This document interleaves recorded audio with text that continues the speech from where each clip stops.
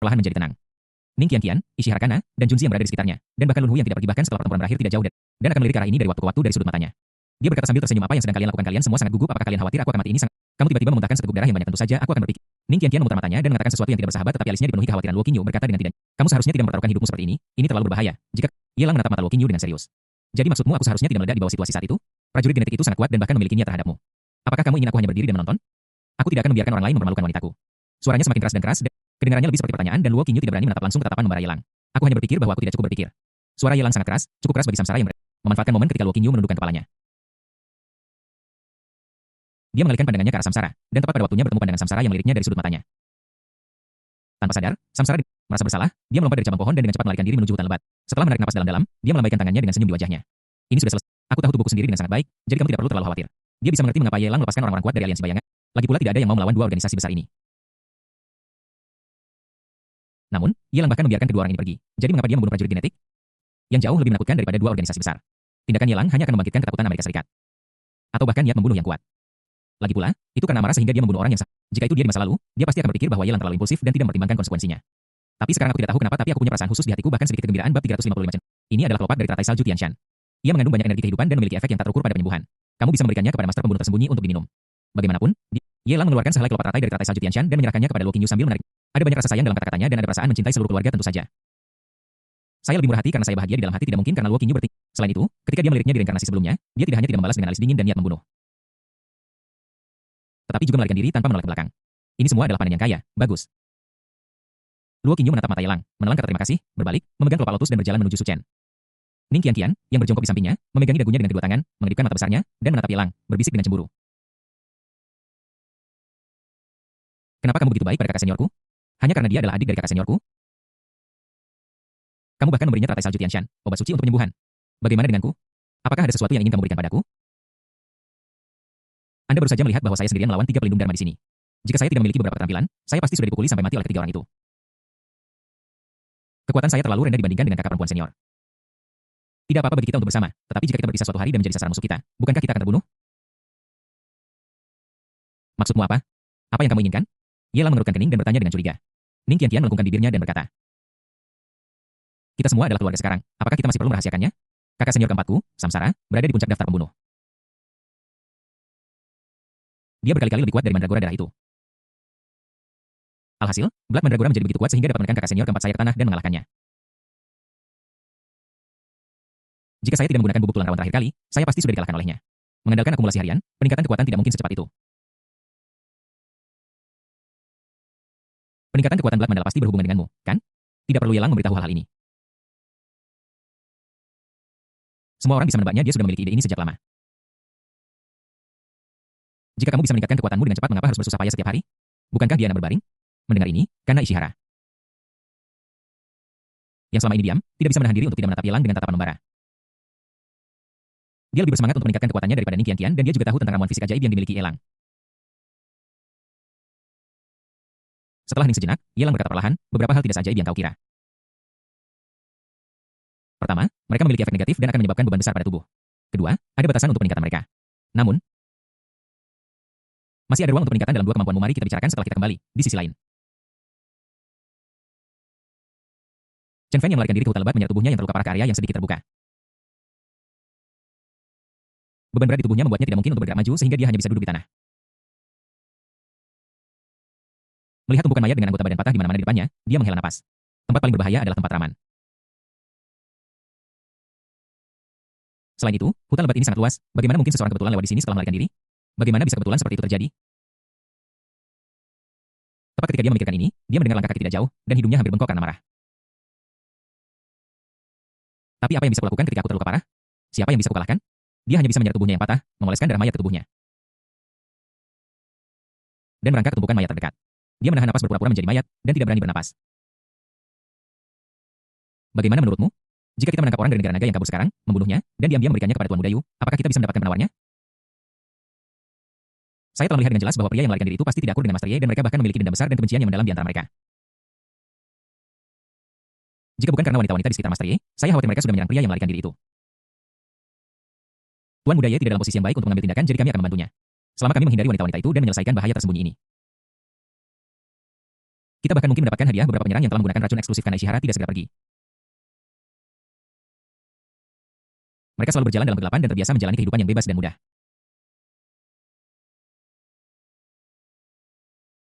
Sekarang hidup mereka berada di tangan orang lain dan mereka merasa tidak nyaman, tidak peduli bagaimana mereka memikirkannya, mencoba segala cara yang mungkin untuk menghilangkan batas. Jangan terlalu banyak berpikir dengan metode Tuan Ye, tidak mungkin dia akan membiarkan orang yang lolos pergi. Karena Tuan Ye tidak membuat permintaan lagi, sebaiknya kita tidak bertindak sendiri. Begitu kita menyebabkan kejijikan Tuan Ye, nyawa yang berhasil kita selamatkan akan berakhir. Brengsek. Ini sangat membuat frustrasi setelah bertahun-tahun di pasar gelap. Ini adalah yang paling memalukan, kuncinya adalah Tuan Ye masih sangat kuat. Bahkan jika kita menyerangnya bersama-sama, kita sama saja mencari mati. Aku benar-benar ingin menangkap orang desa naga yang kabur itu dan memukulinya untuk melampiaskan amarahku. Sudahlah, ayo pergi. Terlalu banyak orang mati di sini dan baunya mengerikan. Aku hanya ingin mandi air panas sekarang. Beberapa pengepung melihat ke area yang sedikit kosong tidak jauh dari sana, tempat banyak mayat tergeletak di mana-mana. Dan tidak bisa tidak berbalik dan meninggalkan Sparseli 4 atau 5 orang kuat dari pasar gelap pergi satu demi satu. Setelah waktu yang lama sampai tidak ada suara lagi yang terdengar, Chen Fan mengangkat kepalanya dari tumpukan mayat dan menghirup udara segar dalam-dalam. Sialan Yelang, aku, Chen Fan, akan mengingat dendam ini. Kebencian dan balas dendam ini tidak dapat didamaikan. Aku, Chen Fan, tidak akan pernah hidup berdampingan denganmu. Cepat atau lambat, aku akan membuatmu membayar dengan darah. Dia meraung dan meraung dengan keras, benar-benar mengabaikan luka serius di tubuhnya. Jika aku tidak meredakan amarah di dadaku, aku akan mati lemas. Dia sudah melarikan diri. Hanya untuk mempertahankan hidupku dan menunggu balas dendam di masa depan. Tapi siapa yang tahu bahwa bahkan jika dia melarikan diri dari tempat Yelang berada, dia masih akan menjadi target oleh para dalam pasar gelap yang ingin menjilat Yelang. Dia terpaksa menjadi seperti anjing liar dan harus melumuri darah kotor di tubuhnya dan berpura-pura menjadi mayat. Sungguh memalukan. Chen Fan tidak pernah menderita penghinaan sebesar ini. Sial. Sungguh sial. Dada Chen Fan naik turun dengan hebat. Dia tidak tahu apa yang sedang terjadi sejak dia bertemu Yelang, dia merasa seperti sedang sial. Tidak hanya dia diganggu oleh prajurit genetik ketika dia sedang menerobos. Tetapi sekarang dalam perjalanannya untuk melarikan diri dia juga bertemu dengan seorang jagal pasar gelap yang ingin membunuhnya untuk menyenangkan Yelang. Mungkinkah semua kesialan di dunia hanya terjadi padanya seorang? Tidak mungkin. Ini hanya kebetulan. Tidak akan ada waktu berikutnya. Gurgle. Pada saat ini, suara aneh dan cepat datang dari perut Chen Fan. Ning kian-kian meninggalkan rencana cadangan. Sekarang, ini terjadi. Gurgle. Gurgle. Wajah Chen Fan menjadi pucat, dan dia merasakan kram tajam di perutnya. Dia merasa lemas di sekujur tubuh, dan dengan cepat menjadi lesu membuat tubuhnya yang sudah terluka parah semakin tidak mampu menahan beban. Kenapa? Kenapa ini terjadi? Kenapa justru pada saat seperti ini? Tiba-tiba perutku sakit, dan aku tidak bisa menahan keinginan untuk muntah sekeras apapun aku mencoba. Dia tidak makan apapun sebelum datang ke sini. Selain kebugaran fisiknya, dia juga memiliki ketahanan tertentu terhadap racun. Jangankan makan sesuatu yang kotor, bahkan racun pun tidak akan membuatnya begitu malu. Mengapa ini terjadi tiba-tiba? Mungkinkah aku benar-benar menderita nasib buruk? Mungkinkah bahkan Tuhan pun menentangnya? Chen Fan mengertakkan gigi. Mendongak langit gelap, seluruh tubuhnya gemetar dan mengepalkan tinjunya. Dia mencoba menghibur dirinya sendiri. Tidak, bukan. Mungkin ini bukan nasib buruk, tapi nasib baik. Dia tidak bisa membiarkan dirinya terus terperangkap dalam kebencian. Dia sudah merasa ada sesuatu yang salah dengan keadaannya saat ini. Matanya dibutakan oleh kebencian. Kebencian terhadap Yelang sudah berakhir. Dan sekarang bahkan langit akan menyimpan dendam terhadapnya. Jika dia terus seperti ini, cepat atau lambat dia akan kerasukan setan. Kamu tidak akan menjadi dirimu sendiri lagi. Kamu harus menarik dirimu kembali dari keadaan penuh kebencian ini. Biarkan kebencian memberimu tekanan dan motivasi, tetapi kamu tidak bisa sepenuhnya dikendalikan oleh kebencian. Melihatnya dari sudut pandang lain, ini mungkin bukan benar-benar nasib buruk tetapi keberuntungan. Jika dia menyerang ketika kelompok prajurit pasar gelap masih ada, itu pasti akan membuat mereka waspada. Belum lagi apakah dia akan terbunuh. Dia akan dipukuli dengan parah jika tertangkap. Akan menjadi pertanyaan besar apakah dia bisa bertahan hidup dengan kondisi fisiknya saat ini. Ya Tuhan, akhirnya aku memberinya perawatan khusus. Chen Fan berpikir seperti ini dalam hatinya. Dan secara bertahap menenangkan kebenciannya yang ekstrim. Dia menutupi perutnya dan melihat tumpukan mayat di sekelilingnya. Lalu berjalan menuju hutan lebat. Setelah beberapa langkah, perutnya mulai mulas lagi.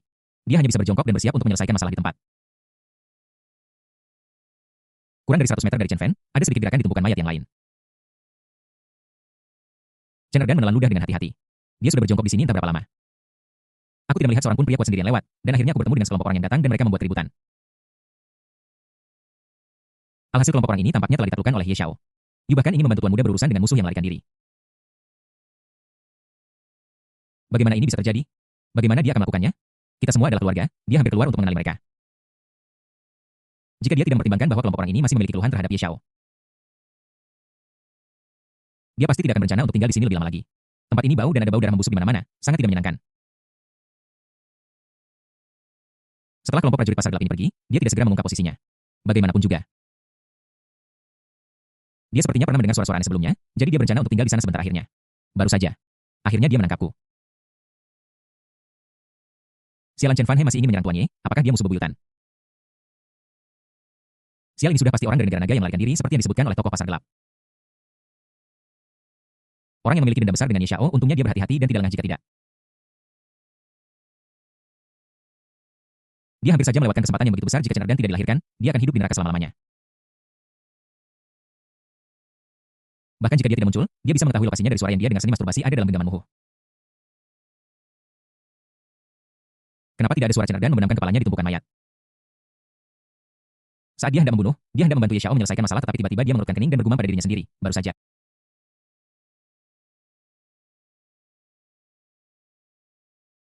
Orang itu, Chen Fan, masih mengoceh dan mengatakan hal-hal buruk tentang tuannya. Mengapa sekarang yang bisa kudengar hanyalah suara gemerisik samar sepatu yang menginjak rumput. Dia tidak tahu bentuk tubuh atau tinggi badan Chen Fan dan tidak punya cara untuk mengidentifikasi posisi kepala Chen Fan berdasarkan suara halus sepatunya menginjak rumput. Dia hanya punya satu kesempatan untuk menembak. Jika dia meleset, lawannya akan waspada dan bahkan mungkin terbunuh. Seorang lawan yang bisa melawan Ye Xiao secara alami tidak lemah dan pasti bisa menghancurkannya dengan mudah. Sama sekali tidak boleh ceroboh. Spek-spek saya ucapkan satu kata lagi dan aku akan bisa memberitahu arah Chen Erdan bersembunyi di antara mayat-mayat.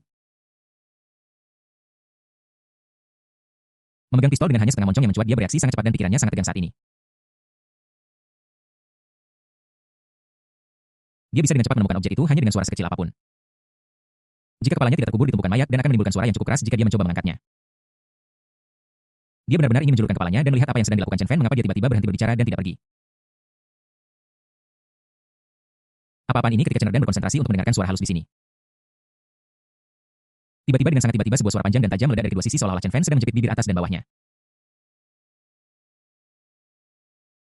Akhirnya tertangkap lagi mata Chen Erdan berbinar di genangan darah. Dan moncong pistol di tangannya langsung diarahkan ke arah suara Peng, melepaskan tembakan Chen Fan meraung ketakutan.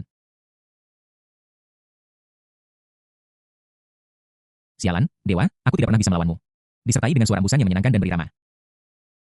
Chen Fan memegangi tubuhnya yang terluka parah, bahkan tidak berani memeriksa siapa yang menembakkan senjata di belakangnya.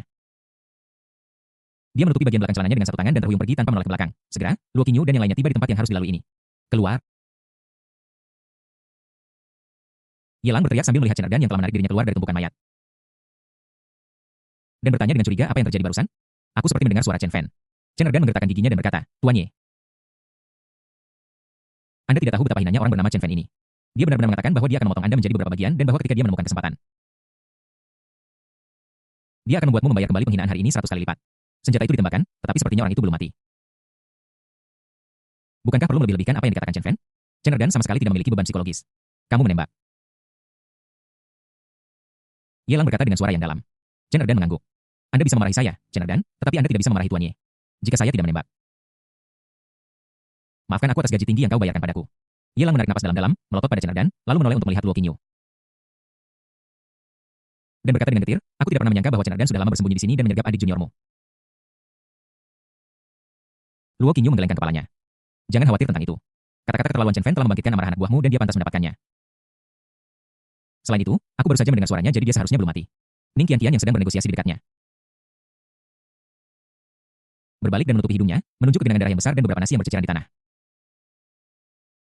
Dan berkata dengan nada menghina, pada tingkat sel, Chen Fan belum mati. Tetapi pada tingkat kehidupan, Chen Fan sudah mati. Kematian sosial. Omong kosong Chen Fan telah keluar dari dirinya. Bab 356 Chen Fan yang kesepian, benar-benar Ibu Kiao yang membuka pintu untuk Kiao.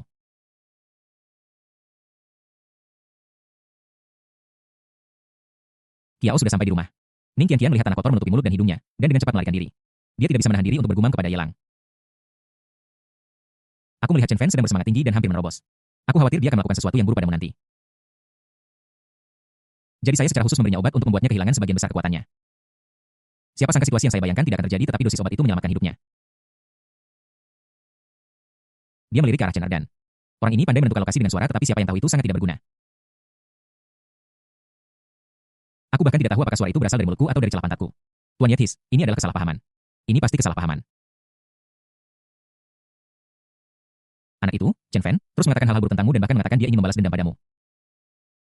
Kupikir siapapun yang bisa menjadi lawanmu pasti sangat kuat, jadi aku tidak berani menunjukkan diriku, apalagi mengangkat kepalaku. Siapa yang tahu anak ini akan mengalami diare dalam situasi ini? Chen Erdan hampir meneteskan air mata karena kesal dan buru-buru membela diri. Baiklah, ini tidak ada hubungannya denganmu. Mari kita sudahi saja sampai di sini. Mari kita kembali ke bar dulu.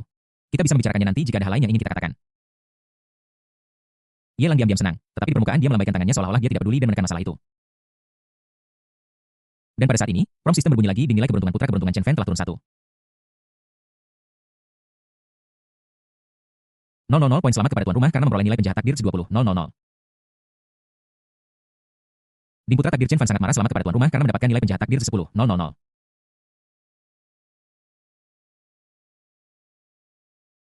Ding putra takdir Chen Fan menjadi pejuang sendirian selamat kepada host karena mendapatkan nilai penjahat takdir 100,000.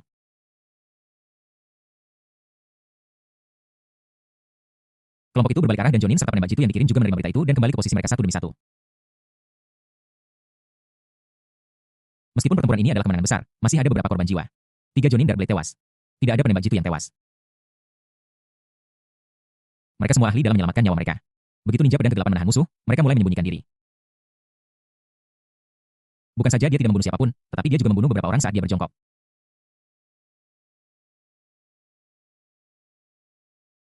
Ada lebih dari 30 orang kuat pasar gelap yang ditembak jatuh oleh para penembak jitu ini di jalan. Meskipun lebih dari 100 orang di awal tidak dapat membahayakan Su Chen atau nyawa orang lain selama perang.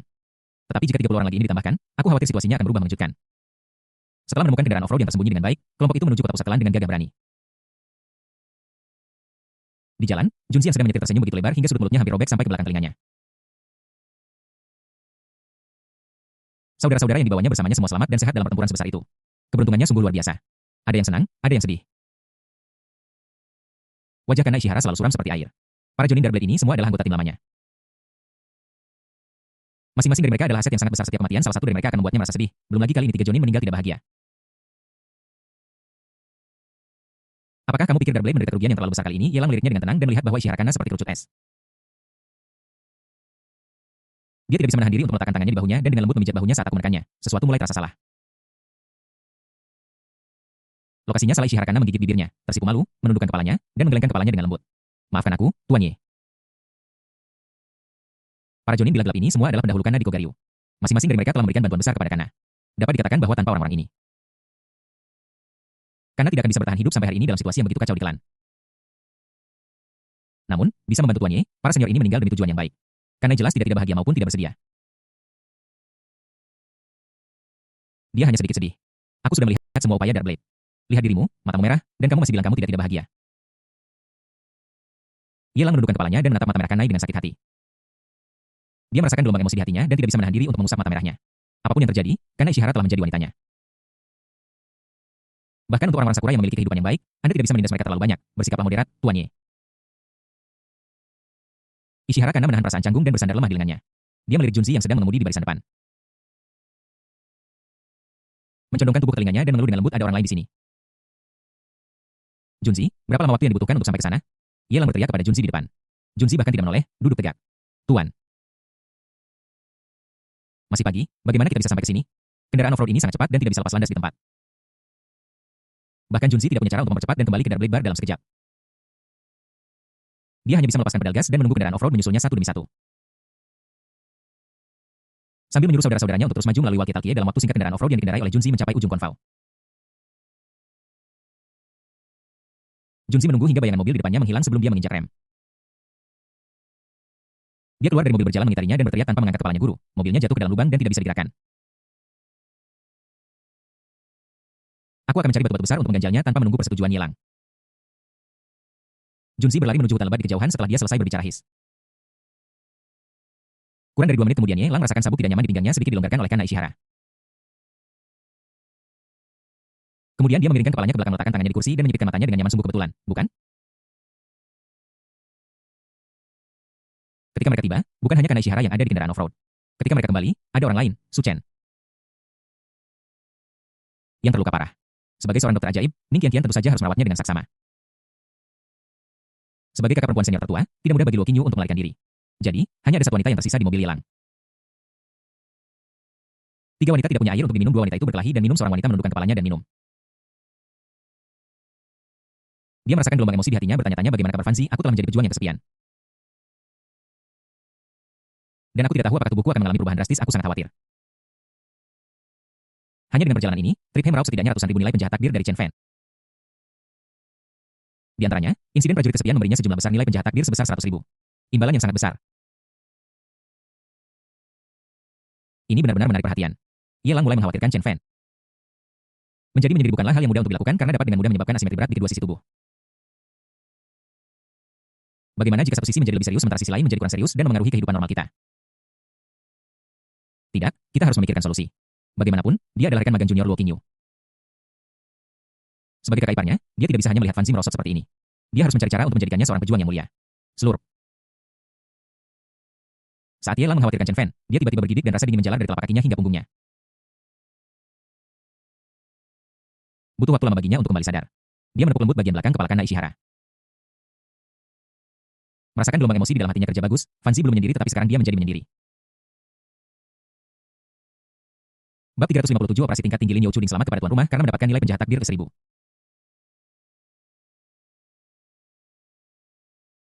Ding selamat kepada tuan rumah karena mendapatkan nilai penjahat takdir 10002.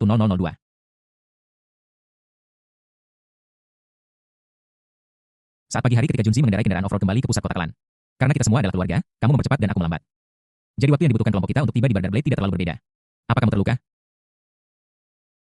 Begitu Ye Lang turun dari mobil, Bloody Mandragora menghampirinya. Melihat pakaiannya yang berlumuran darah, dia tidak bisa menahan diri untuk tidak mengerutkan kening. Dia berbalik dan melihat Luo Qingyu dan Ning Qianqian yang sedang berjalan mendekat tidak jauh dari sana dan bertanya. Ada apa dengan kalian? Kalian pergi menyelamatkan sesama saudari kalian tetapi kalian bahkan tidak memiliki setetes darah pun di tubuh kalian? Dan Ye Lang terluka sangat parah. Inikah sikap kalian? Ning Qianqian sangat marah hingga dia benar-benar ingin bergegas dan berkelahi dengan Bloody Mandragora lagi. Namun, apa yang dikatakan wanita ini masuk akal. Memang, baik dia maupun kakak senior tidak menderita luka serius. Dan pakaian mereka masih bersih. Namun, Ye Lang tampak sangat malu. Luo Qingyu tampak bersalah saat melihat wajah pucat Ye Lang. Yang bahkan lebih pucat daripada saat dia meninggalkan hutan. Hatiku terasa seperti anggur pahit yang masuk ke tenggorokanku dan aku merasa sangat sedih. Itu mungkin karena luka Ye Lang belum sepenuhnya sembuh. Alasan mengapa dia berpura-pura begitu acuh tak acuh sebelum pergi adalah untuk meyakinkannya. Tapi setelah perjalanan yang bergelombang ini, dia tidak bisa lagi berpura-pura. Aku berutang budi yang sangat besar pada Ye Lang kali ini. Aku menerima semua omelanmu. Mulai sekarang, selama Ye Lang bisa berguna, aku tidak akan pernah sedikit pun tidak mematuhimu. Luo Qingyu meyakinkan dengan sungguh-sungguh.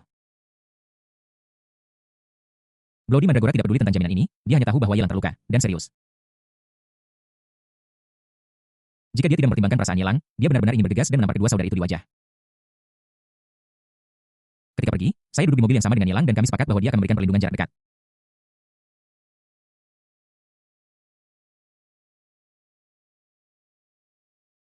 Tetapi pada akhirnya, perlindungan itu ternyata seperti ini. Siapa yang melindungi siapa? Dia hendak melanjutkan amalannya. Dia tiba-tiba menyadari ada sesuatu yang salah, atau bisa dikatakan bahwa dia memperhatikan sesuatu yang aneh dari ekspresi sedikit merah di pipi kanan Ishihara. Tuan Ye, semuanya baik-baik saja, saya pergi dulu. Karena Ishihara tidak tahan ditatap oleh Bloody Mandragora. Jadi dia menggumamkan sesuatu di belakang Ye Lang, lalu dia dengan canggung menyatukan kakinya dan berjalan menuju bar dengan postur abnormal tanpa menoleh ke belakang. Ada yang salah. Ekspresi Kana Ishihara tampak familiar baginya. Bloody Mandragora ragu dalam hatinya, tetapi dia tidak begitu yakin. Namun, ada satu orang yang yakin bahwa ada sesuatu yang mencurigakan sedang terjadi. Lin Youchu, yang telah menunggu di lantai bawah di bar bersama Em Yuyan sejak Ye Lang pergi, juga bergegas ketika dia mendengar suara bising di luar. Ketika dia melihat Ye Lang berlumuran darah, dia ketakutan, dan mata Em Yuyan memerah. Tetapi ketika dia melihat Ishihara Kana turun dari mobil kemudian, dia menemukan beberapa trik dan dengan cepat mendorong sahabatnya yang sedang menyeka air matanya. Yuyan, jangan menangis, lihat gadis Sakura itu, cara dia berjalan apakah terlihat familiar bagimu? Ye Lang mungkin terluka.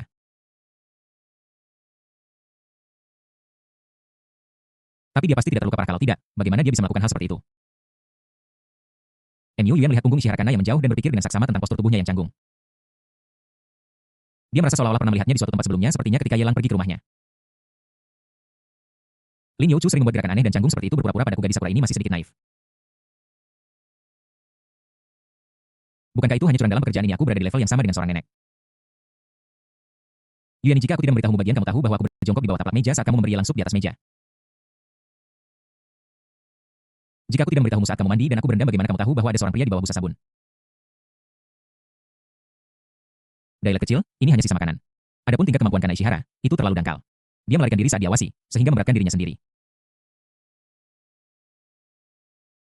Tidak seperti dia dapat melakukan operasi kelas atas untuk menekan cipratan bahkan di depan teman-teman terbaiknya.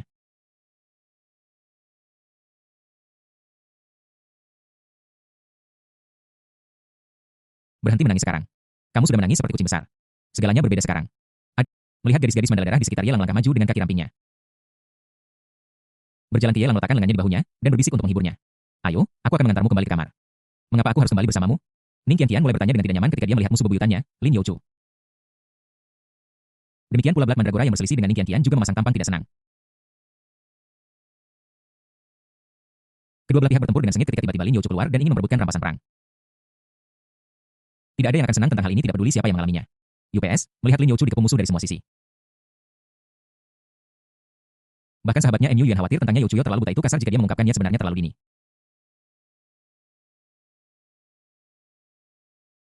Bagaimana dia bisa lolos dengan selamat dari serangan penjepit Black Mandragora dan Ning Qianqian? Melihat sahabatnya Mu Yuan yang sedikit bingung, Lin Youchu mencibir dalam hatinya tetapi tidak menunjukkannya di permukaan. Ekspresinya berubah dari tenang menjadi marah dalam waktu singkat. Menghadapi tekanan dari dua pria kuat itu, Lin Youchu tidak mundur tetapi malah maju. Dan bahkan dengan marah menegur mereka, jika saya tidak kembali dengan saya, apakah saya harus mengikuti Anda? Kalian bahkan tidak melihat apakah kalian memiliki kemampuan untuk melakukannya. Berisik. Hanya berisik. Tidakkah kalian melihat bahwa Ye Lang sudah terluka parah? Kalian semua bahkan tidak tahu bagaimana saling mendukung, tetapi kalian di sini menyalahkan ini dan itu atas kesalahan mereka. Apakah hal-hal ini penting? Apakah kita harus mencari seseorang untuk disalahkan? Kesehatan Ye Lang tidak penting lagi, kan? Kamu merasa nyaman berdiri di luar menikmati angin malam, kan? Lin Youchu menjadi semakin bersemangat saat dia berbicara. Dadanya naik turun dengan hebat. Dia melompat dengan gembira dan penuh semangat, dan dari waktu ke waktu dia akan melakukan kontak yang tidak disengaja dengan sisi tubuh Ye Lang. Ini seperti memberinya permen untuk menghentikannya berbicara dan mengaruhi penampilannya.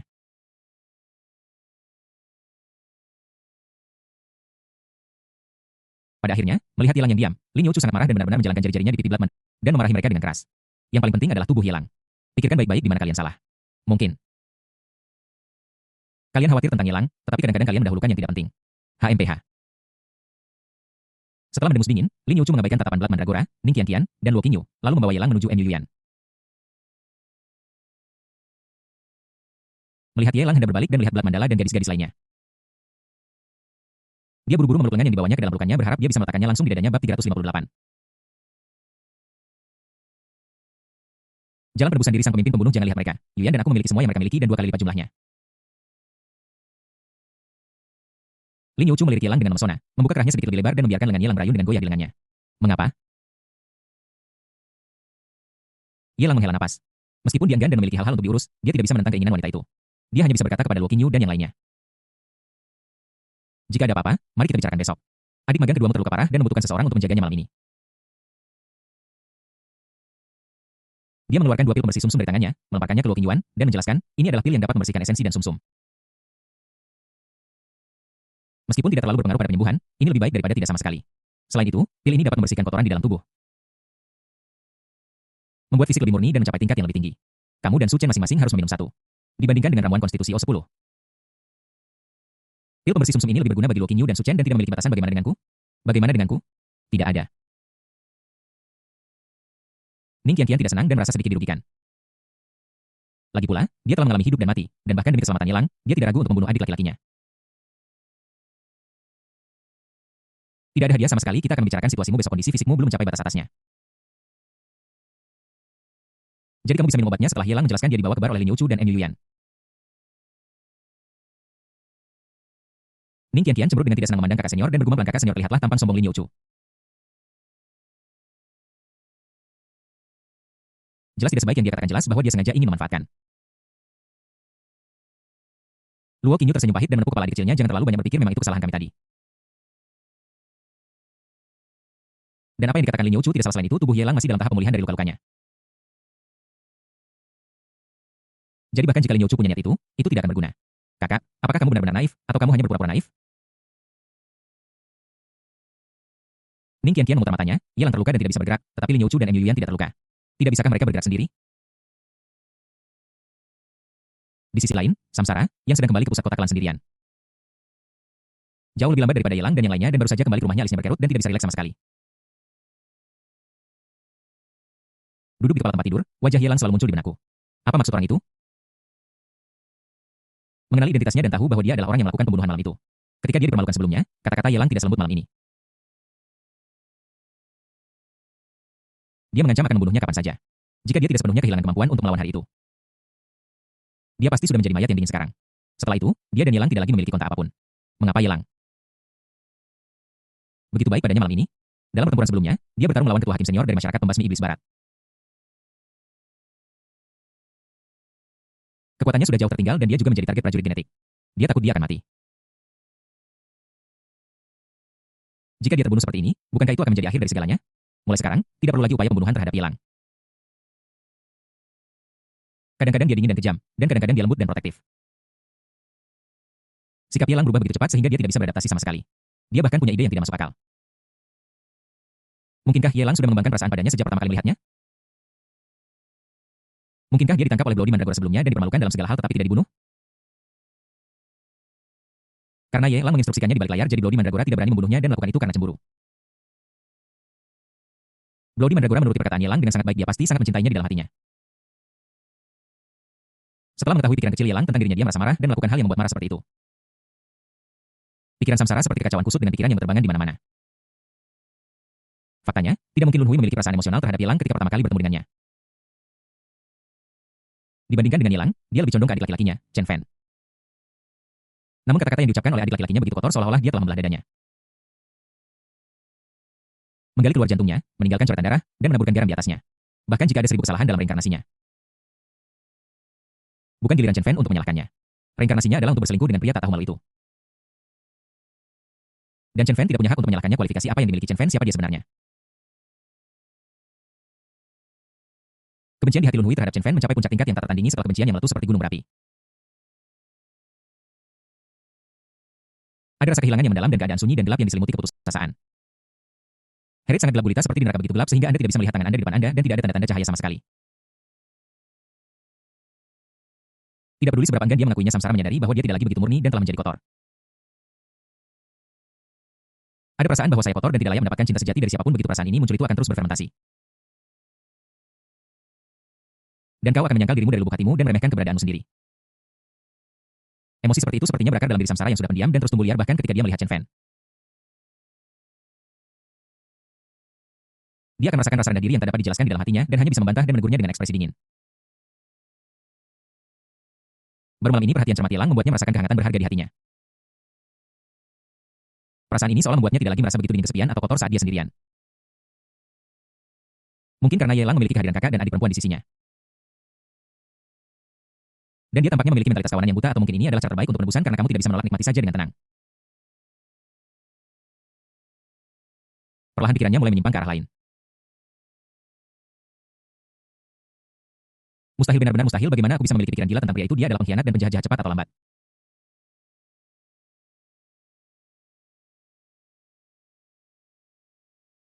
Aku akan mencabik-cabiknya menjadi berkeping-keping. Sebuah ide tiba-tiba muncul di benak Lun Hui dan dia menyadari ide. Dengan kata lain, Yelang berada di Dark Blade Bar saat ini, bukan di sini. Jika tidak, dia harus membantah dengan keras. Fitnah. Fitnah mutlak. Apakah itu mudah baginya? Meskipun dia sudah terluka parah, dia masih dicabik-cabik dengan brutal. Apa itu Yoga Binaraga? Apa itu putaran tak terkalahkan Thomas? Dia sudah lemah dan disiksa oleh iblis kecil Lin Youchu dalam berbagai cara.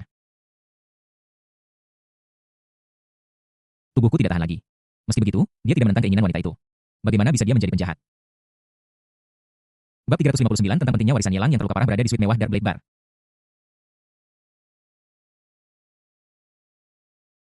Tetapi dia tidak tahu bahwa pada saat ini Samsara sedang memikirkan tentang baik dan buruknya pada saat yang sama. Tentu saja, bahkan jika aku mengetahuinya, aku tidak akan bersusah payah untuk memberikan perhatian lebih padanya. Waktu ini diserahkan kepada reinkarnasi untuk mencerna dirinya sendiri. Ini adalah sebuah proses, dan hasil setiap orang berbeda-beda. Beberapa orang mungkin bertekad untuk membunuhnya, tetapi beberapa orang akan diam-diam dan tanpa terasa tercerahkan dan memulai jalan menikmati hidup. Apakah akan hidup atau mati tergantung pada pilihan batin reinkarnasi itu sendiri. Dalam hal ini, Yelang tidak terlalu banyak terlibat. Dia telah melakukan semua yang seharusnya dia lakukan. Dia tidak akan menghabiskan terlalu banyak waktu untuk Samsara. Jika saja Samsara tidak berpura-pura menjadi Bloody Mandragora malam itu dan membuatnya merasa enak satu. 25 kali dia pasti sudah membunuhnya sejak lama. Yelang yang sedang bermeditasi dengan mata tertutup.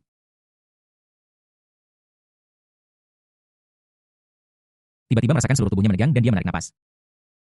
Dia membuka matanya dan melihat Lin Youchu yang sedang berayun di kain sutra merah yang tergantung dari langit-langit menggunakan kekuatan sutra.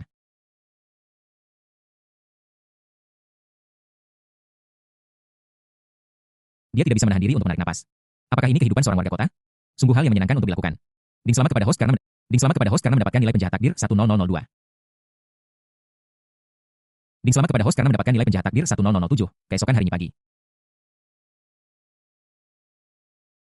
Ye Lang berdiri di samping tempat tidur mencubit pinggangnya dengan tangan berlawanan arah melakukan gerakan hula hoop seperti biasa. Dia melirik MU Yuyan yang pura-pura tidak melihat dan berkata sambil tersenyum, apakah kamu sudah bangun? MU Yuyan setengah menutupi mulut dan hidungnya dengan selimut. Melihat gerakan latihan Ye Lang dan kemudian melihat kembali Lin Youchu berjongkok di depannya. Dia benar-benar ingin mengeluh dalam hatinya. Orang ini, Youchu, sudah keterlaluan. Tadi malam dia bekerja sangat keras, tetapi dia masih bisa melakukannya dengan mudah pagi ini. Aku benar-benar tidak tahu bagaimana struktur tubuhnya. Mungkinkah Lin Youchu adalah seorang ahli bela diri dan telah menyembunyikannya darinya sejak lama? Kalau tidak, mengapa ada perbedaan fisik yang begitu besar di antara mereka? Apa kamu lapar? Kenapa kamu tidak tinggal di kamarmu sebentar dan aku akan naik ke atas untuk mengambilkanmu sarapan? MU Yuyan hendak bangun dan mengenakan pakaiannya daripada orang-orang dari Dark Blade membawakan mereka kepadanya. Dia merasa bahwa melayani makanan pakaian rumah dan transportasi Ye Lang sendiri akan membuatnya lebih seperti seorang istri. Bawa saja 2 sarapan, aku tidak akan makan. Lin Youchu melambaikan tangannya mengambil secangkir air hangat di meja samping tempat tidur.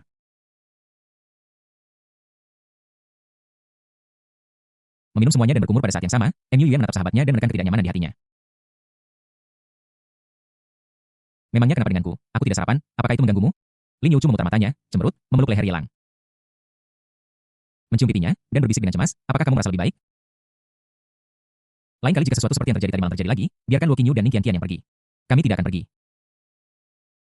Itu urusan sekte mereka, kenapa kamu ingin ikut campur? Tidak ada gunanya terluka parah seperti itu. Baiklah, baiklah. Aku tahu kamu tahu bagaimana cara merawat orang lain, jadi berhentilah bersikap imut. Ye Lang mengusap kepala kecil Lin Youchu dengan sayang. Menciumnya dengan lembut di sudut mulutnya dan kemudian berkata, kalian istirahat di sini. Aku akan turun duluan, ada beberapa hal yang harus kurus. Setelah mengatakan itu, dia meninggalkan ruang VIP mewah tanpa menunggu persetujuan MU Yuyan. Melihat serangkaian reaksi ini, MU Yuyan, yang meringkuk di dalam selimut, tertegun sejenak, menunjuk Lin Youchu dengan curiga dan bertanya, kenapa dia menciummu barusan?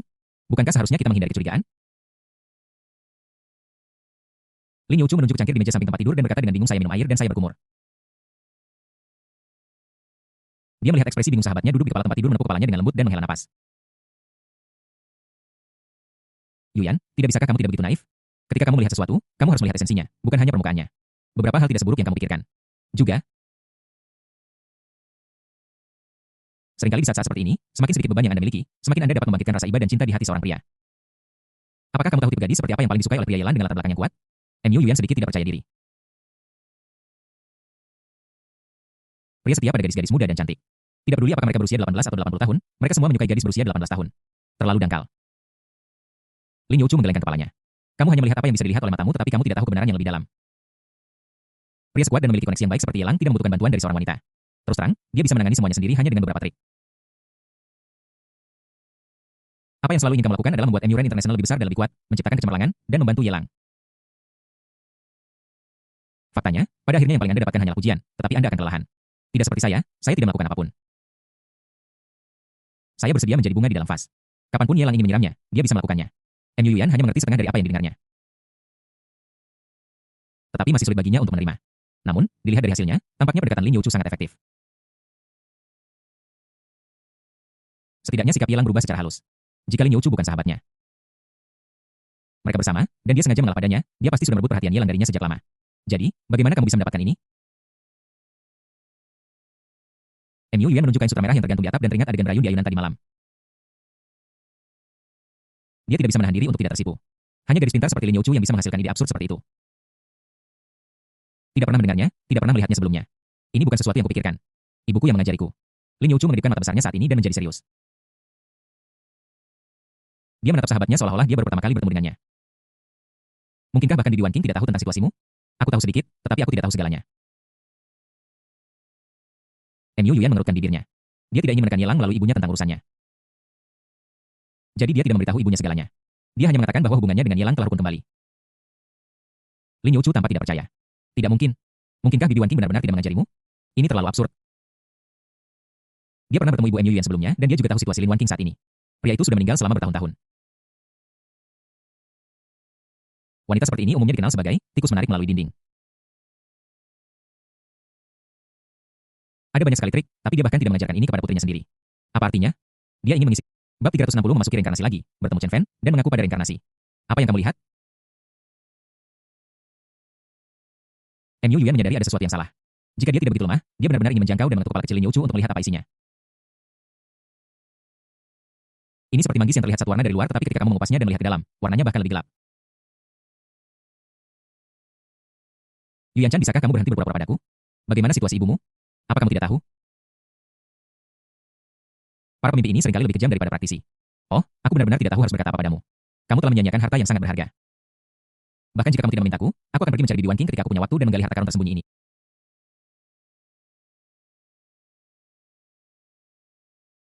Satu keterampilan tidak pernah terlalu sedikit, dan 10 keterampilan tidak pernah terlalu banyak. Lin Youchu mengepalkan tinjunya dengan penuh energi, mengubah posisinya, menyatukan kakinya, dan bersandar ke dinding di kepala tempat tidur dengan postur yang sangat elegan. Omong kosong apa yang sedang kamu bicarakan? Apa yang Bibi Yourong katakan padamu? Mu Yuan mengerutkan kening, sangat tidak senang, sedikit bingung, bagaimana bisa Su Yourong yang terlihat serius, sangat baik dalam komunikasi interpersonal, dan tahu bagaimana menilai batasan. Benar-benar mengajarkan Lin Youchu hal-hal yang tidak pantas seperti itu? Aku tidak mengatakan apa-apa, aku hanya mengatakan bahwa pria berusia 30 tahun seperti serigala. Pria berumur 40 tahun seperti harimau, pria berumur 50 tahun bisa menghisap kotoran sambil duduk di tanah, dan ibumu bisa menghisap tikus melalui dinding. Lin Youchu meletakkan satu kaki di atas kaki yang lain dan menggerakkan pinggangnya agar kakinya bisa berdiri lebih lurus.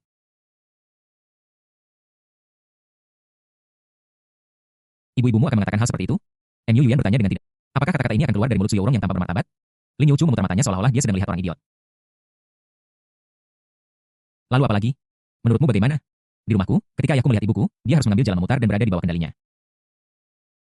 Apa yang kamu lihat hanyalah sisi ibuku yang ingin dia tunjukkan padamu. Kamu sama sekali tidak bisa melihat sisi buruknya. Dia tidak sama di depan orang lain atau di belakang orang lain. Sejujurnya, kalau soal memperlakukan pria, Lin Youchu merasa ibunya jelas seorang pemimpin. Kamu tahu, keluarga Lin mereka tidak dianggap keluarga kaya di Anjing. Tetapi sudah pasti keluarga kaya, belum lagi di tempat seperti kota Tianhai, sudah pasti keluarga kaya papan atas. Walaupun keluarga ibunya tidak bisa dibilang miskin, keadaan keluarganya jauh berbeda dari keluarga Lin. Apa hasilnya ayahnya terpaksa menantang keluarga itu dengan putus asa. Dan dia menolak untuk menikahi mitra aliansi kuat dari keluarga kaya lainnya, tetapi ingin menikahi ibunya terlebih lagi setelah menikah. Apalagi mencari pacar di luar, dia bahkan sering meragukan kemampuannya sebagai seorang pria. Metode macam apa ini? Lin Youchu masih jauh tertinggal. Setidaknya saat menghadapi Yelang, dia hanya bisa bertahan dan tidak punya cara untuk melakukan serangan balik. Memikirkan ini, dia tidak bisa menahan diri untuk melirik sahabatnya yang meringkuk di kasur di sebelahnya. Kebencian di matanya menjadi semakin intens. Mereka hanya melihat mereka berkelahi untuk makanan, tetapi mereka tidak melihat mereka berbagi daya tembak ketika situasinya benar-benar tegang. Hanya pertunjukan tanpa substansi. Macan kertas. Mu Yuan merasa semakin tidak nyaman ditatap. Dan selalu merasa bahwa Lin Youchu meremehkannya. Tetapi ketika menghadapi Yelang, dia memang tidak berkemampuan Lin Youchu.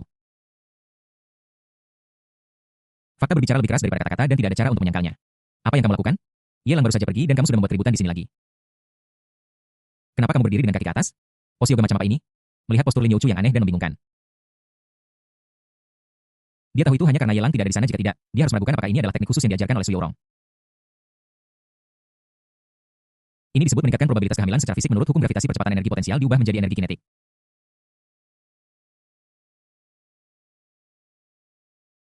Yang dapat meningkatkan probabilitas lebih tinggi lagi. Lin Youchu melambaikan tangannya. Kamu tidak akan mengerti jika aku memberitahumu terlalu banyak. Kamu hanya perlu tahu bahwa posisi kita saat ini masih tidak stabil dan hanya itu. Apalagi untuk keluarga besar seperti keluarga Yelang, tidak mungkin bagi mereka untuk melihat Yelang bertindak begitu sembrono di luar. Cepat atau lambat, mereka perlu membereskannya, tidak peduli seberapa banyak Yelang dimanja dan tidak diwajibkan. Namun, jika situasi saat ini terus berlanjut, cepat atau lambat waktu yang dialokasikan untuk kita akan semakin berkurang.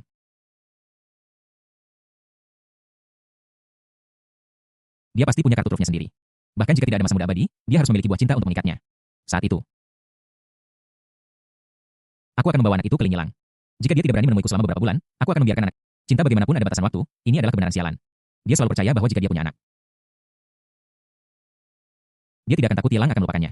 Terlepas dari apakah Guan Yelang sangat dihormati di luar atau tidak. Posisinya dalam keluarga tidak akan pernah tergoyahkan. Yu Yu punya ambisi yang begitu besar. Mu Yuan tampak seperti bertemu sahabatnya untuk pertama kalinya. Dia tidak pernah menyangka kata-kata seperti itu akan keluar dari mulutnya. Apakah Lin Youchu akan melahirkan seorang anak laki-laki untuk menegaskan statusnya sebagai istri Yelang? Dia menunjuk Lin Youchu ketakutan di matanya yang indah. Aku memperlakukanmu sebagai teman baik, tetapi kamu sebenarnya ingin menjadi kakak perempuanku. Nono Yuan, jangan salah paham, bukan itu maksudku.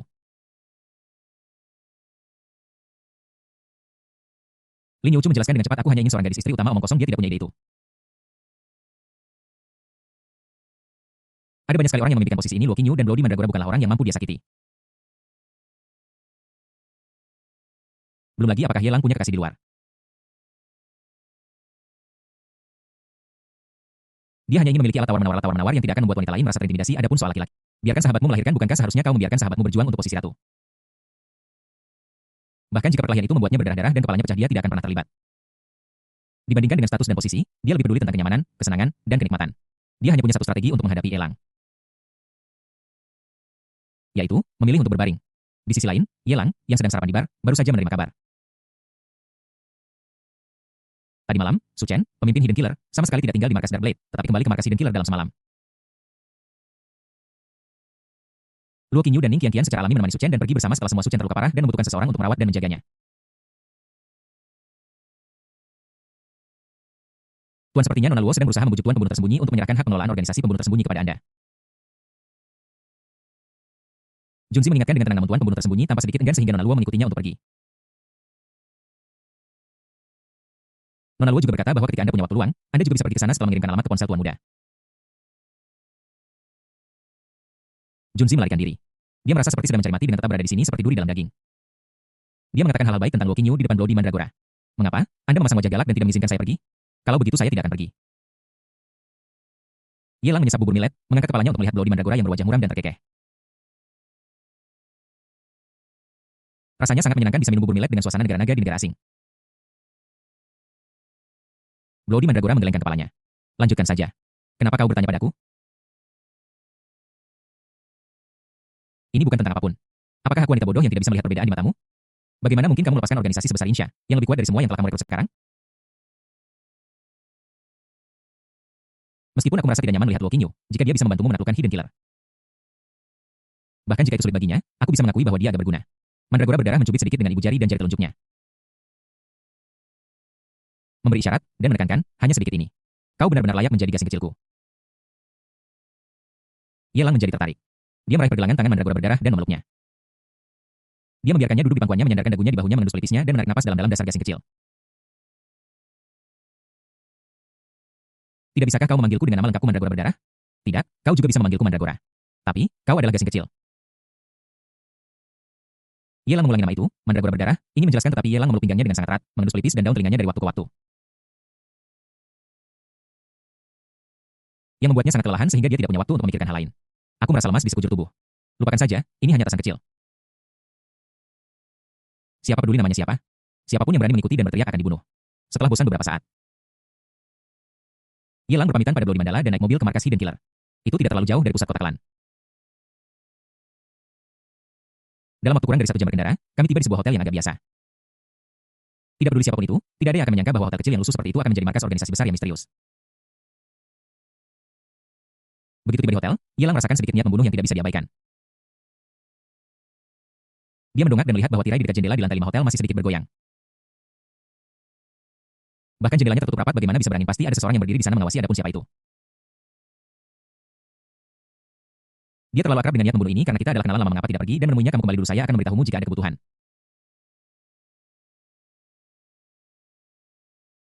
Setelah Yelang meminta sopir untuk kembali, dia berjalan menuju lantai 5 hotel.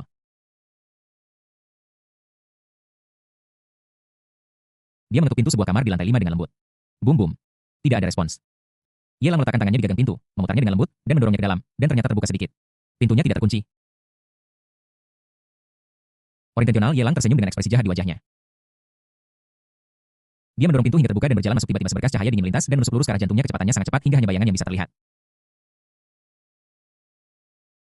Waktu seolah berhenti. Yelang menatap reinkarnasi di depannya dengan mata terbelalak. Samsara memegang pedang panjang di tangannya dan ujung pedang itu berhenti mendadak kurang dari 1 cm dari jantung Yelang. Jika masuk sedikit lebih dalam, itu akan menembus kulitnya. Kenapa kamu tidak menghindar? Samsara terkejut, dan pedang di tangannya tidak mundur. Yelang memiringkan lehernya. Ada kesalahpahaman di antara kita. Karena kamu ingin membunuhku, bunuh saja aku. Jika aku bisa meredakan kebencian di hatimu, aku tidak akan menyesal. Sebelum datang, dia merasakan bahwa niat membunuh Samsara telah mereda banyak dan tidak setajam sebelumnya. Bertaruh. Tidak, tidak, tidak. Dia tidak akan pernah mempertaruhkan nyawanya pada tekadnya untuk reinkarnasi. Itu hanya hal yang baik untuk dikatakan. Armamen haki sudah melingkari jantungnya. Secepat apapun pedang Samsara, ia tidak bisa lebih cepat dari reaksinya. Belum lagi apakah pedang Samsara bisa menembus armamen haki atau tidak. Bahkan jika bisa, dia akan bisa bereaksi pada saat pertama. Jika ujung pedang menembus kulitnya, Samsara akan segera terbunuh di detik berikutnya. Sepertinya Lun Hui tidak membunuh Yelang, tetapi sebenarnya Yelang tidak membunuh Lun Hui. Apapun yang ada di pikiran saya, ada di pikiran saya. Seni Teh Ilahi diaktifkan secara diam-diam. Di permukaan, Yelang tampak bersalah dan patah hati. Seolah-olah dia meminta maaf karena melakukan sesuatu yang salah. Aku tahu kamu marah, tetapi aku tidak pernah menyangka bahwa wanita yang aku temui malam itu adalah kamu. Tidak pernah ada dendam antara kamu dan aku kecuali aku pernah menyakiti Chen Fan. Sejujurnya padamu, aku masih membenci Chen Fan, tapi aku tidak pernah memiliki dendam terhadapmu. Bahkan, aku berpikir bahwa seseorang seperti Chen Fan tidak layak untuk perlindunganmu yang terus-menerus. Bagaimana bisa orang seperti dia yang akan melakukan apa saja untuk membalas dendam mendapatkan perlindunganmu? Samsara menggertakkan giginya, seolah-olah dia menderita siksaan yang hebat. Dan ujung pedangnya bergetar. Kamu bilang tidak ada dendam di antara kita? Tidakkah kamu tahu apa yang telah kamu lakukan? Aku berharap bisa menusuk jantungmu sekarang juga. Memotong jantungmu dan melihat apakah warnanya hitam. Yelang mengerutkan kening. Tampak serius. Malam itu, aku diracun, dan Ning Qianqian yang memberi obat itu. Jika kamu tidak percaya padaku, kamu bisa pergi dan bertanya. Jika aku berbohong padamu, aku tidak akan komplain meskipun kau menikamku dengan pedang dan meninggalkanku dengan 1000 lubang. Lagi pula, kau menyamar sebagai mandragora darah. Dan aku bahkan tidak tahu itu kau. Sebuah ide muncul di benaknya. Dan dia mencoba untuk menemukan beberapa alasan yang akan menenangkan amarah Samsara tetapi tidak membuatnya tidak dapat menerimanya. Niat membunuh Samsara mereda secara alami itu karena trik kecilnya berhasil. Yang dia butuhkan sekarang adalah memanfaatkan kesempatan dan membiarkan reinkarnasi menuruni tangga tapi sebelum dia bisa melanjutkan berbicara, Samsara mengerutkan kening dan bertanya. Sebelumnya, Bloody Mandragora tidak membunuhku. Apakah kamu yang menginstruksikannya untuk melakukannya? Kapan? Di mana itu terjadi? Wow, Yelang merasakan luapan emosi di hatinya, dia bahkan belum memikirkan jawabannya, tetapi masyarakat Samsara melompat masuk dan menjawab untuknya. Ya, saya melakukannya. Yelang tidak pernah mengucapkan kata-kata ini kepada Bloody Mandragora dan bahkan membuat Bloody Mandragora berpikir bahwa situasinya tidak benar dan dia siap untuk membunuhnya. Tapi, ini tidak menghalangi kecepatan dia setuju, hampir seperti refleks terkondisi. Kakak senior keempat. Pada saat ini suara Chen Fan datang dari tangga meskipun Samsara tidak takut pada Chen Fan, dia takut dengan apa yang akan dikatakan orang. Terutama ketika Chen Fan berbicara dengan sangat kasar. Hanya memikirkan apa yang akan dikatakan Chen Fan ketika melihat adegan ini, dia tidak bisa menahan diri untuk menjahit mulut Chen Fan hingga tertutup. Untuk menghindari digosipkan, dia menyeret Yelang tanpa ekspresi dan mendorongnya ke kamar mandi. Dia khawatir orang ini akan membuat masalah di kamar mandi, jadi dia mengikutinya beberapa menit kemudian Chen Fan. Yang baru saja berjalan-jalan di sekitar ruangan hendak pergi ketika dia mendengar suara aneh dari kamar mandi. Itu agak seperti suara hujan yang jatuh ke tanah dan itu adalah hujan lebat menjentikan kakak senior keempat. Apakah kamu di kamar mandi? Chen Fan bertanya dengan hati-hati. Samsara berusaha keras menampar air di bak mandi dengan tangannya. Membuat suara yang sedikit berbeda. Apa urusannya denganmu? Keluar dari sini. Kata-kata ini ditolak setelah hanya beberapa detik terlintas di benak Lun Hui. Dia menggertakkan giginya dan berharap dia bisa menikam Yelang sampai mati dengan pedang. Akhirnya, semua amarah berubah menjadi satu kata dan bergegas menuju Chen Fan di luar pintu. Pergi sana. Bab 361 mengalahkan kebanggaan Samsara pengakuan Chen Fan menderita pukulan brutal kakak senior keempat.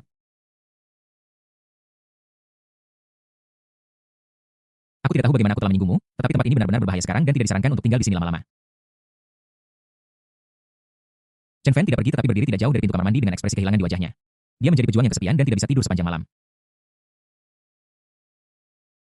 Begitu lukanya berhenti, dia bergegas ke kediaman saudari senior keempatnya, ingin membawanya pergi dari tempat berbahaya ini.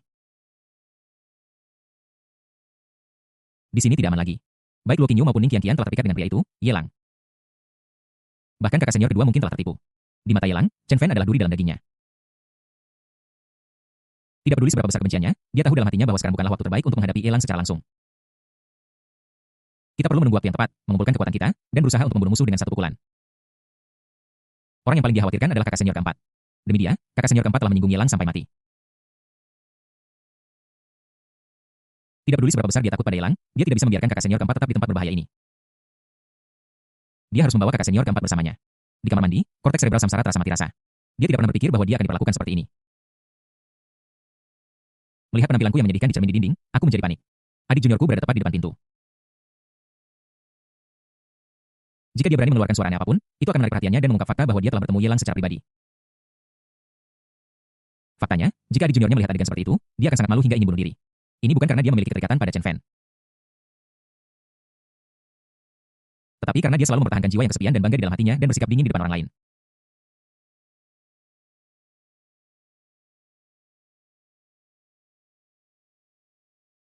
Sepertinya dia tidak peduli tentang apapun. Kamu sama sekali tidak diperbolehkan melakukan apapun yang bertentangan. Ini semua salah Yelang. Penjahat inilah yang telah menghancurkan harga dirinya, jiwanya yang kesepian, dan kegigihannya. Kamu tidak akan mati dengan baik. Memikirkan hal ini, Lun Hui yang marah tidak bisa menahan diri untuk menampar leher Yelang dengan satu tangan. berusaha menghentikan perilaku kasarnya. Namun, sebelum dia bisa meraih leher Yelang, yang terakhir meraih tangannya dengan jari-jari yang menggenggam erat. Yelang memegang erat jari-jari Samsara, menempatkan telapak tangannya yang halus di pipinya. Mencondongkan tubuh dekat telinganya dan mengembuskan napas pelan. Maafkan aku karena bersikap kejam padamu sebelumnya, tapi itu bukannya aku yang sebenarnya. Aku benar-benar tidak tahu bahwa kaulah yang akan berpura-pura menjadi Bloody Mandragora. Bahkan, ketika pertama kali bertemu Chen Fan dan kamu, aku membenci Chen Fan. Dan aku bahkan bisa mengatakan aku cemburu padanya. Kenapa? Kenapa orang yang pandangannya dibutakan oleh kebencian ini bisa memiliki saudara perempuan keempat sepertimu yang diam-diam melindunginya dan membantunya? Kebajikan apa yang dia miliki? Bagaimana aku bisa disukai oleh kakak senior keempat yang begitu cantik? Aku iri dan membencinya, tetapi aku sama sekali tidak memiliki keluhan terhadapmu. Meskipun Chen Fan membunuh saudaraku Hausi, aku hanya menghukumnya dan tidak pernah berpikir untuk melakukan apapun padamu. Kamu tidak bersalah, kamu berbeda dari Chen Fan, kamu sangat tenang dan kamu hanya ingin bersikap baik kepada Chen Fan. Ekspresi Samsara sangat terkejut, dia mencuitkan lehernya karena tidak percaya, mendengarkan bisikan lembut Yelang di telinganya. Itu benar.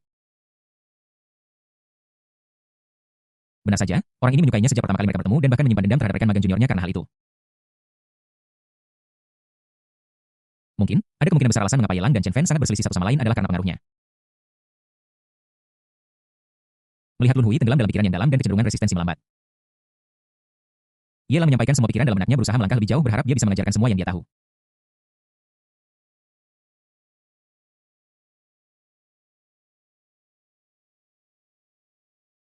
Aku pikir kita tidak akan pernah memiliki persimpangan di masa depan. Aku juga tahu bahwa begitu kau memilih seseorang, kau akan setia sampai akhir.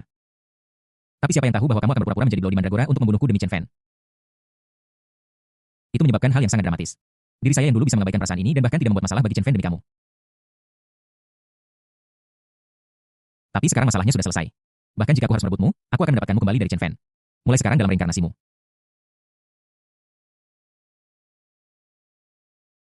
Kamu akan menjadi wanitanya Yelang dan kamu tidak bisa lagi memiliki hubungan apapun dengan Chen Fan. Aku adalah orang yang sangat pelit, begitu pelitnya bahkan jika kamu tidak rela dalam hatimu, aku akan menggunakan tindakanku untuk memberitahumu bahwa kamu milikku. Yelang sangat teguh dan konsisten dalam tujuannya. Dia meletakkan telapak tangan Samsara yang terkatup di bibirnya dan berbisik pelan, apakah kamu mengerti pikiran Samsara seperti kekacauan, sebuah kebingungan dan dia bahkan tidak tahu apa yang sedang dia pikirkan.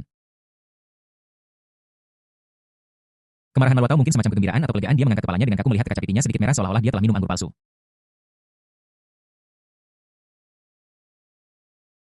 Leher putihnya terkunci rapat dan dia menggerakkan giginya. Biarkan aku pergi duluan, pergi dari sini. Jika ada sesuatu kita bisa bicara pelan-pelan nanti. Chen Fan ada di luar pintu. Jika kamu terus seperti ini, kamu akan ketahuan. Jika Chen Fan melihat adegan ini, aku tidak akan punya muka untuk kembali ke sekte lagi. Saat ini, hanya Chen Fan yang kamu pedulikan. Yelang berhenti dari apa yang sedang dia lakukan, menatap serius mata indah Samsara di cermin. Alisnya berkerut secara bertahap. Dia mundur perlahan, sangat perlahan, seolah-olah dia enggan pergi. Aku adalah orang yang sangat pelit. Tetapi pada saat yang sama, aku menolak gagasan bahwa ada pria lain di hati wanitaku. Jika kamu masih peduli pada Chen Fan, maka baiklah, mari kita pura-pura saja apa yang terjadi malam itu tidak pernah terjadi. Dan anggap dendam antara aku dan Chen Fan sebagai kompensasi kepadamu. Mulai sekarang, aku tidak akan pernah membuat masalah bagi Chen Fan lagi. Jika kamu bersedia hidup dengannya, aku akan membantumu melakukannya.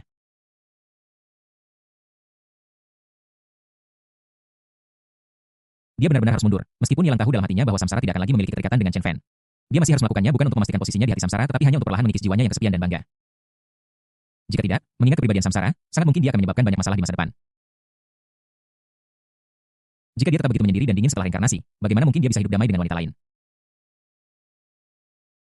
Jika ada perbedaan pendapat, bunuh saja orang itu. Bukankah ini bom waktu untuk memelihara wanita seperti ini? Sejak pertama kali mereka bertemu hingga sekarang, Yelang selalu proaktif dan persuasif. Membiarkan Lun Hui secara bertahap jatuh ke dalam perangkap yang dia pasang. Dia hanya perlu pasrah secara pasif dan tidak perlu mengekspresikan dirinya sama sekali. Namun, sekarang itu harus berubah. Anda harus berinkarnasi dan membuat pilihan Anda sendiri. Haruskah dia menghindari adik laki-lakinya, atau memilih untuk menerima kenyataan dan jalan menuju kebebasan yang telah dia bayangkan dalam benaknya? Yelang menatap reinkarnasi di cermin, matanya menjadi semakin aneh dan acuh tak acuh, dan dia terus mundur. Di luar kamar mandi, Chen Fan terus mengaku, kakak senior keempat, aku memiliki kamu di hatiku, dan aku selalu menyukaimu. Dulu, aku masih memiliki fantasi tentang kakak senior, tetapi karena kakak senior memilih Yelang, tidak ada kemungkinan bagiku untuk bersamanya di masa depan. Dan aku telah sepenuhnya menarik garis antara kita. Kakak senior keempat, ikut aku dan pergi dari sini. Jika kamu ingin keluar. Pergi sekarang. Kemana aku pergi bukan urusanmu. Aku tidak kemana-mana. Samsara berteriak dengan marah, mundur beberapa langkah dan membuat pilihannya tidak ingin dipisahkan dari Yelang. Bab 362 Samsara dan Chen Fan berpisah sepenuhnya. Kakak senior keempat, apa yang terjadi? Apakah sesuatu terjadi padamu?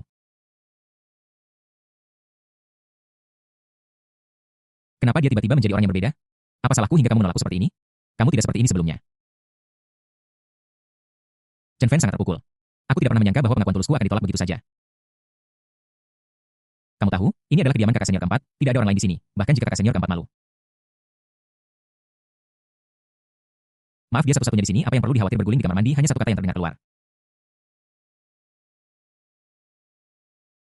Samsara sekarang tidak memiliki energi lagi untuk terlibat dalam keterikatan lain dengan Chen Fan dan hatinya secara pasif terfokus pada Yelang.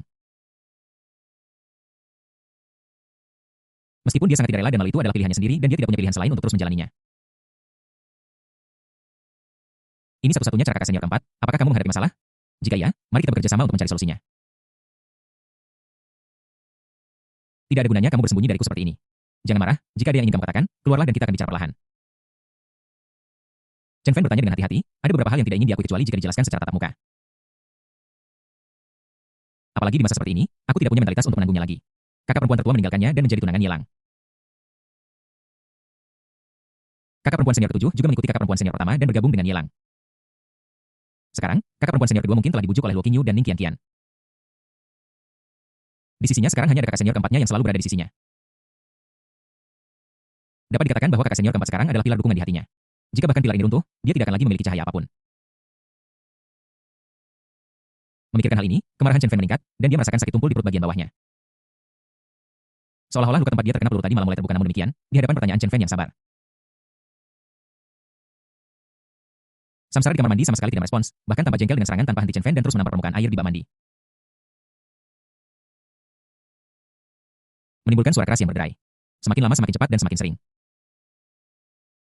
Semakin dia mendengarkan suara ini, semakin terasa salah dan semakin panik Chen Fan. Dia tidak berani memikirkan apakah ada kemungkinan lain, juga tidak ingin memikirkannya.